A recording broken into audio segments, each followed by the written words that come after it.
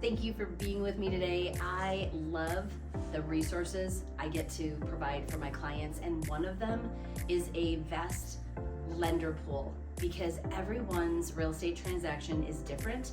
So one lender can sometimes not fill all the different unique opportunities there are in real estate.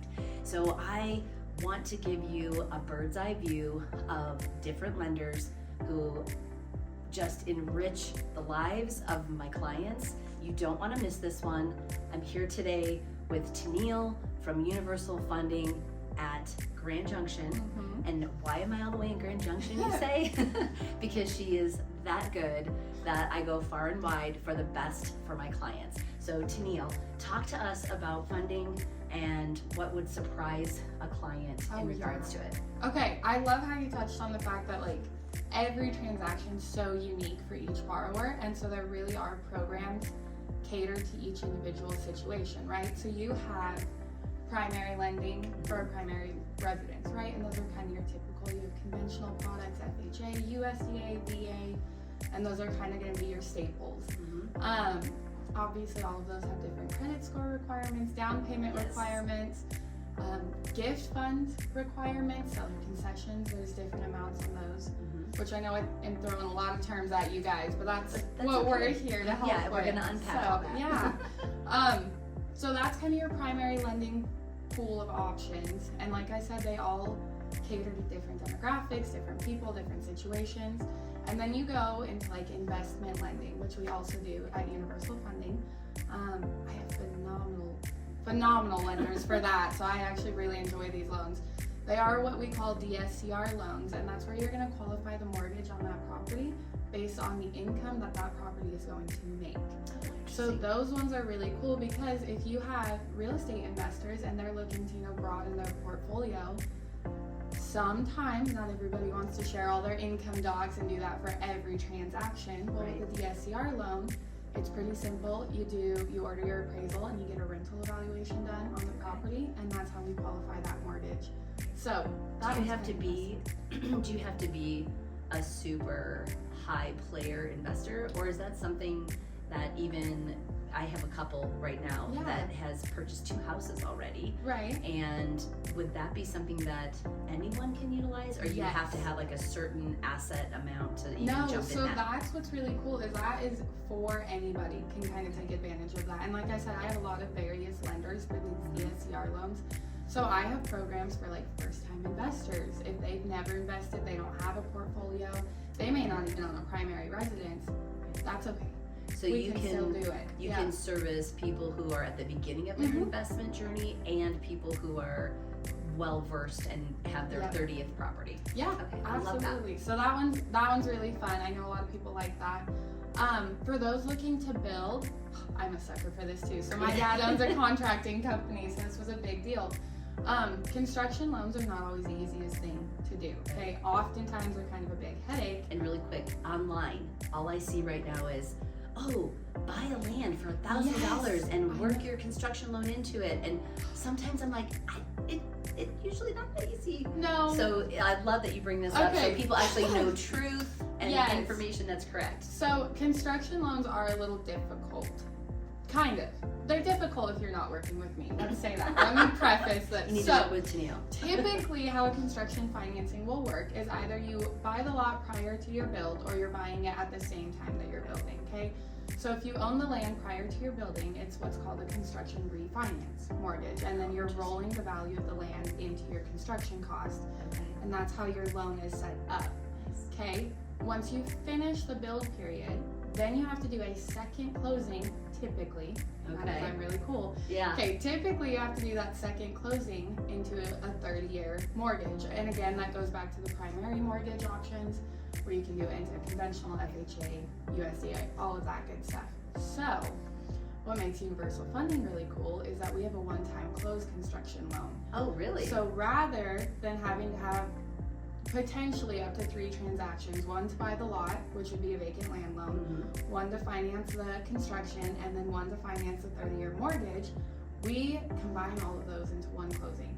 And that would be 3 separate closing fees? Yes, 3 separate closing fees, 3 separate dates, 3 separate everything, and then you have to worry about your credit getting pulled 3 times because we have to update our credit reports as we go through here. So you're saving time, you're saving money, and hits to the credit. Yes, exactly. And then at each closing, right, so if we do the vacant land loan and then get to our construction financing, within your construction financing, you have to pay off this vacant land loan, and then you do the same thing when you go into the 30-year mortgage. So it's like a domino effect, and it's kind of weird because some lenders do have seasoning requirements on those loans before you can pay them off. Otherwise, you get penalized for it. I'm aware of those. Like sometimes we say, okay, you have to live in the house at least 6 months to a year before you refinance, depending on the person's credit score and how much they put down, all that good stuff. So very similar in the construction world. Okay. Now, what's really cool about what we do at Universal Funding is we do have that one-time closed construction loan. That's sensational. That is, it is a lifesaver. That is amazing. So we do one closing for all 3 transactions. So if you're buying a lot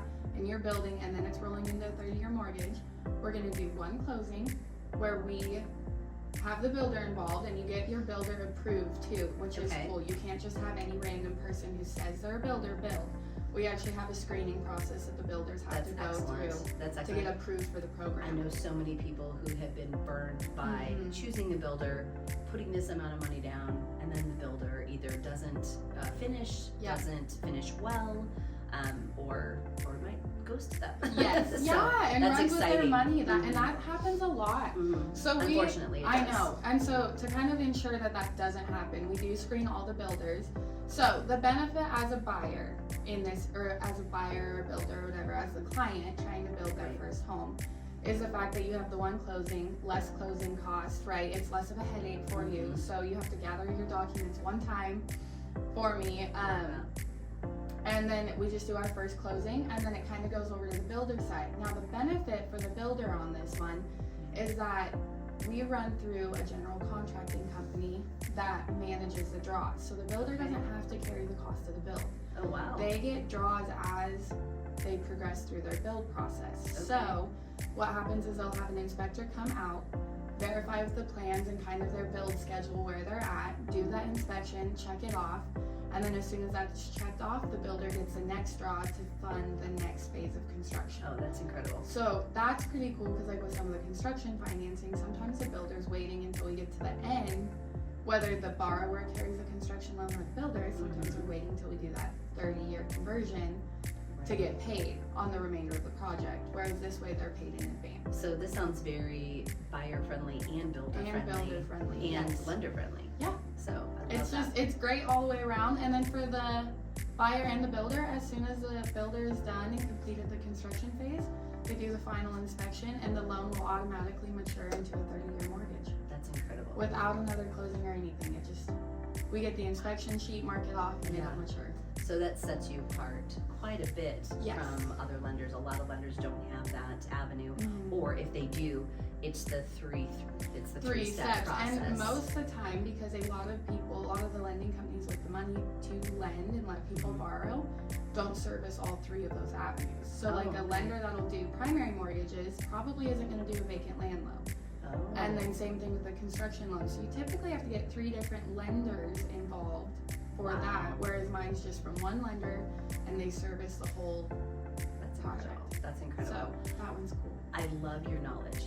And I know what viewers are going to be thinking about is you are such a beautiful young lady. Oh, you're not like the typical, like when they look up lenders, what the picture they might find. So can you tell me a little bit about the history of how you got into lending and what's the story there? So essentially I had a crazy mom. It might be one of those. Yeah. Oh, you're fine. So my mom, actually, this is kind of a cute little story.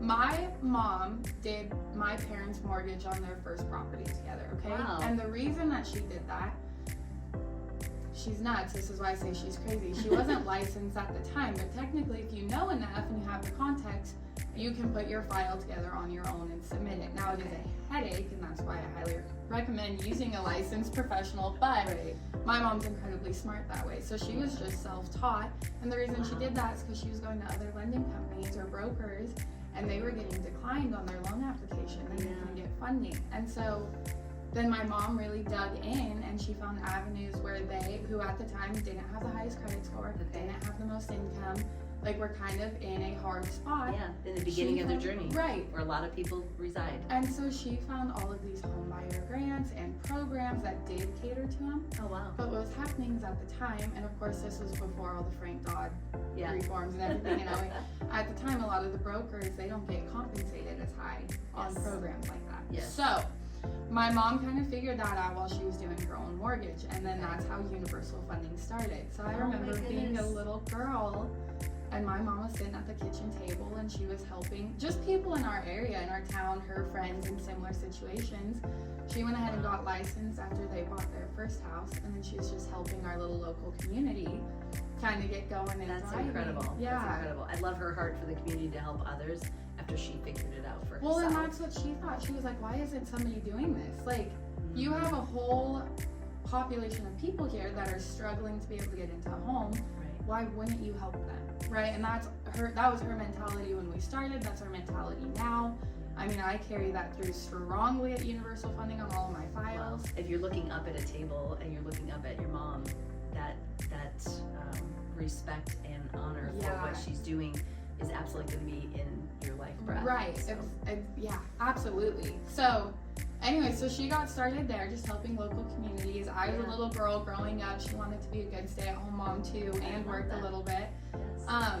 Well, she started to get busier. So when I was 14 years old in high school, my mom needed a loan processor because she had so many files she was working on. 14. 14. Wow. So my mom, and as a processor, you can work under the loan officer's license. Right. So that's what I did because I was in high Yeah. school. So I was too young to actually get my own license. Right. So I processed my mom's loan files ever since I was 14 years old. Oh my word. And then when I turned 18, I got my mortgage license right out of high school. I graduated, and 30 days later, I had my mortgage license. That's incredible. And then at 21, I opened the branch up here in Grand Junction. So while we are located in Grand Junction, I do help.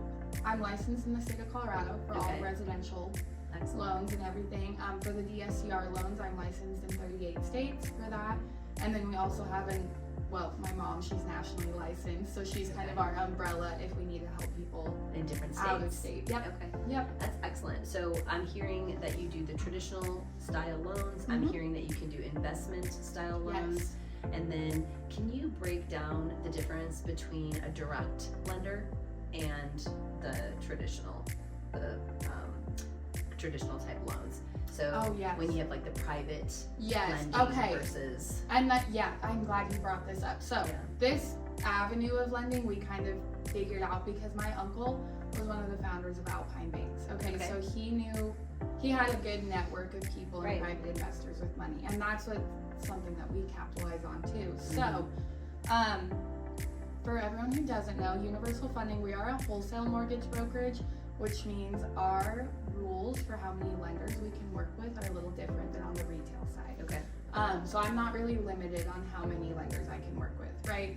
And so I have obviously your government-backed ones, which are the FHA, everything that goes to Fannie and Freddie, so Right. conventional FHA, all of that A stuff. sweet married couple. Yes. And then I have private lenders too, like I have a hard money investor, Mm-hmm. and he invests he'll do an 85% loan to value on like a home renovation Okay. if it's a fix and flip, and so that would be a private lender. I guess it's kind of hard to explain the difference. For a borrower's experience, it's going to look the same as doing a primary, because that's, from my end, I want that continuity between everything I do, and I want my clients to all have the same experience. So on the client side of things, it's kind of the same. The difference is where I source the money from. Right. So, and I think that's the foundation. It's the source of the money. Yes. Okay. So, with like a private lender that I know, it's usually an investment group or a portfolio of people that have the excess funds or want to get into investments or anything like that, and they invest into these mortgages. And so they front the money, and I mean, a lot of my vacant land lenders are like this too, but they will do the loan, right, and they lend the money to the borrowers. They have their own set of stipulations, which as a mortgage loan originator, it's my job to know, and so I kind of help my Right. clients through that to cater to that. And then it's kind of the same as if we were doing a conventional or an FHA mortgage. You submit to them, let them review the file. I won't say it goes through like an underwriting process necessarily the same way, but it is reviewed by whoever's in charge of that portfolio of money, and then it's approved or denied, and if it's approved, it runs the same way as your primary mortgage would. It's very similar, it's just a different source of funds. Right. So, and does that allow you to provide an array of rates of buyers? Oh, the rates is like this hot word. We had the craziness of the early 2020s, and people right now are feeling like, oh my goodness, like it's this number, it's that number, and it fluctuates so quickly. But people don't realize there's a historical database that the media does not pull from, and they just sensationalize this and that and the other. Mm-hmm. What type of rate, what can you share with buyers about rates so they can really feel knowledgeable that, oh my goodness, they can accomplish this or they can't accomplish that? So I will say interest rates, that's definitely one of the most intimidating factors for people when they're going to buy a home. First and foremost. Yes, it's the first thing that, what's my interest rate? Yes. Okay, and I understand, right? You don't want to pay a high interest rate, I get it. Right. So with all of my lenders, I offer customizable rates. So I don't know, for people who aren't familiar, when I run a file through, I get a rate sheet from the lenders that I'm shopping kind of. And what's that based on? What are you looking for? So your rate sheet is kind of analyzing where the market is at, and then your lender will provide you that rate sheet showing like, it's kind of like going into a grocery store and picking your favorite brand of soap, or like whatever kind. So you have all the varieties of soap, and I can sell you this product for this amount. It's the same thing with interest rates. So it's like I can sell you a 5.625 for X amount of dollars, or we can go up to 6% and it'll cost a little less. It's just a way to shop interest rates. I like the metaphor that you just used though, because people don't realize that those rates are coming from different platforms. Yeah. And everyone thinks the feds do the rates, and the feds influence the rates. Oh my goodness. Okay. So let's talk about this really quick. So that is a big myth. I know on the news you hear, oh, the Fed cut interest rates and a lot of that. Okay. Right. When that is said on the news, the Federal Reserve cuts interest rates for the banks and the lenders to borrow the money from them. That is not always passed on to the borrowers, and I feel like that's hard for people to recognize. And actually, in one of my most recent scenarios, we had that big federal rate cut, and everyone was like, oh, my interest rate should be lower. Well, when I went to the lender to start shopping for the client side of that rate cut, their rates had gone up. Correct. Because they were selling everything at such a discount, and then when it didn't drop as far as they were anticipating, they had to bump their interest rates back up to make money to cover it. And so it's so interesting to me, because there's this whole other side of the banking industry that isn't to the public. It's between the Federal Reserve and the banks. Right. And that's where those rate cuts happen, and then it is up to your banks or your lenders to pass those rate cuts along or not. Correct. So I love that. That is definitely something to be aware of as a buyer, is like that federal rate cut isn't for you, it's for the banks. Right. And then you have to see the banks or the lenders, and then you have to see if they'll pass that forward. So, and unfortunately here recently they didn't. And I get it, there's banks losing money and operating in the red and having a hard time making ends meet. And everyone's dreaming of those 3, 4, 2% interest rates coming back. But what they don't remember is you had a bunch of competition. Well, you had competition, and then you had the government was funding, what were they called? Oh, they were subsidizing a lot of those loans. They were subsidizing that money. So even if the bank sold it, people were paying a lot more cash over because they had to get into a house. There was no inventory. So I know that was a wild. That was messy. That was a messy. That was very messy. Well, and then the banks were able to sell. The banks or the lenders were able to sell you that 2, 3, 4% interest rate, because that other 2 to 3% they would normally charge you, they were charging back to the Federal Reserve or wherever they source their money from, right? Because the banks have to get the money from somewhere. That's how this whole system works. It does not fall off trees. No. Well, and that was a big thing that happened. Gosh, I'm just off on a tangent. No. But you had, I love it. you had kind of when you had that Great Depression go on, that Great Depression, that one. Sorry, I said that so casually. I was like, you would have people that would go to their local banks trying to get a loan to buy a house. Well, the banks would run out of money. And so that's how you got this whole mortgage system set up. Because now, instead of a bank having to just work with their funds, right, they are able to write the mortgages, and then they service it for a bit, and then they'll sell it to onto the secondary market, which is where Fannie or Freddie bundle it all together. And then that becomes a mortgage-backed security, which is bought by investors, and that's how the money circles back around. And so it's this whole system that gets a little more complex than what people see. But I love the fact that you just broke it down, where they can feel that it's just not this simplicity of what the feds do. Right. There's a ripple effect, there's an influence, but for the buyer, you still can offer an array of different items and things because of your wholesale platform. Right, and so with that, sorry, thanks for bringing me back. No, I love it. Okay, so being wholesale, statistically, I'm 1 to 2% cheaper on my interest rates already compared to your retail lenders. And so, and then I compete with my wholesale brokers as well, which I love the wholesale community. Even if you don't use me and you're shopping for a loan, please find a wholesale broker, because our rules are different, and it's so much more catering to the welfare of the buyer. Right. And I love that. So even if not me, find a wholesale broker. Yeah. Which actually you can go on to mortgagematchup.com, and there's a whole array of wholesale brokers, and that they'll be local to your area too. So and people I love that resource. One of the reasons I love sharing about my lenders with my clients is because I've seen your work, and that means a lot to me. I usually very rarely, if there's an emergency situation, I don't recommend anyone that I haven't seen their work. Right. And what I love most, Taneal, about you is your heartbeat for your business, and I'm feeling it as we're interviewing, like the legacy that your family cultivated in your heart, and you are just such a sensational young lady that it's inspiring. And I hope this video is seen by a 12-year-old who is like, oh my gosh, I can have my own business and be in my early 20s. And so you are inspiring.